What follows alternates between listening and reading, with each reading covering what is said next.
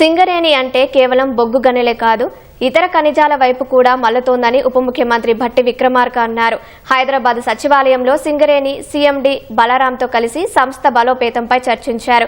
సింగరేణి సంస్థ కేవలం ఉపాధికే పరిమితం కాకుండా ప్రపంచంలో వస్తున్న మార్పులకు అనుగుణంగా అభివృద్ధి చెందుతోందని వెల్లడించారు. గత ప్రభుత్వం సింగరేణిని రాష్ట్ర ప్రయోజనాలను పరంగా పెట్టి వేలంలో పాల్గొనలేదని భట్టి విక్రమార్క ఆక్షేపించారు. సింగరేణి సంస్థ వేలంలో పాల్గొనకపోతే బొగ్గు బ్లాకులు ప్రైవేటు వ్యక్తుల చేతిలోకి వెళ్తాయని తెలిపారు. ఇప్పటికే సత్తుపల్లి, కోయగూడెం బ్లాకులు ప్రైవేటు వ్యక్తులకు వెళ్లాయని భట్టి వివరించారు. ఇప్పుడు కర్ణాటకలోని రాయచూర్, దేవదుర్గ్ బెల్ట్లో రాగి, బంగారం ఖనిజాల అన్వేషణలో సింగరేణి పాల్గొందని తెలిపారు. గ్రీన్ ఎనర్జీ సహా కీలకమైన రాగి, బంగారం వంటి ఖనిజాల వెలికితీతలో కూడా కేంద్రం సింగరేణి సంస్థకు అవకాశం కల్పించాలని భట్టి విక్రమార్క కోరారు.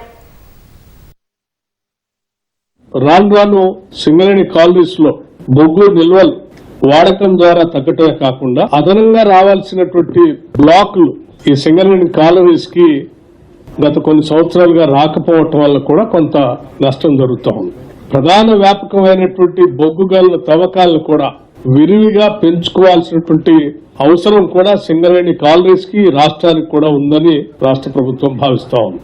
ఎనర్జీకి సంబంధించినటువంటి శక్తిని అందించే కోల్ని ఈ సింగరేణి సంస్థ ద్వారా అనేక సంస్థలకి పంపిణీ చేసి తద్వారా ఈ పరిసర ప్రాంతాల్లో నివాసం ఉంటున్నటువంటి కుటుంబాలకి ఉపాధి, ఉద్యోగ అవకాశాలు రెండూ ఇచ్చడం కోసం పెద్ద ఎత్తున ముందు పోవాలనేటువంటి ఆలోచనతో మీ ద్వారా రాష్ట్ర ప్రజలకి తెలియజెప్పాలనే ఆలోచనతో ఈ సమావేశాన్ని ఏర్పాటు చేయడం జరిగింది. కాపర్ అండ్ గోల్డ్ కర్ణాటకలో జరిగినటువంటి ఆక్షన్ లో సింగరేణి పాల్గొనడం వల్ల ఇది సింగరేణికి అవార్డు. 37.75% తో ఈ సింగరేణి కాలనీస్ ఈ ఎక్స్పోర్ట్ లైసెన్స్ పొందడం జరిగింది. అంటే కేవలం బొగ్గును ఉత్పత్తి చేయడమే కాకుండా కరెంటు ఉత్పత్తిలో కూడా సింగరేణి కాలనీస్ ఇప్పటికే ప్రవేశించిన విషయం కూడా మీ అందరికి తెలిసింది. భవిష్యత్తులో పంప్ స్టోరేజ్ ప్రాజెక్ట్స్ కూడా పోవాలని ఆలోచన చేస్తా ఉంది. అట్లాగే మౌంటెడ్ సోలార్ పవర్ ప్రాజెక్ట్స్ లో కూడా వెళ్తా ఉంది.